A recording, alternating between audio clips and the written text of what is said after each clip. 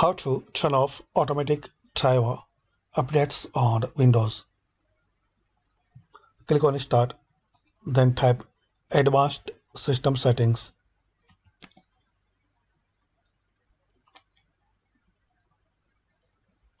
Click on View Advanced System Settings. Now click on Hardware. So click on this second option, Hardware.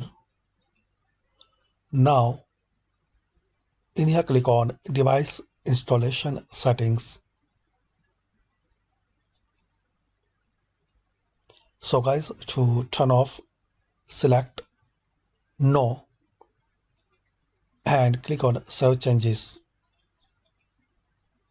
Now click on OK and restart your PC. So guys, by this method we can know how to turn off automatic driver updates on Windows 10 PC or laptop. Thanks for watching this video.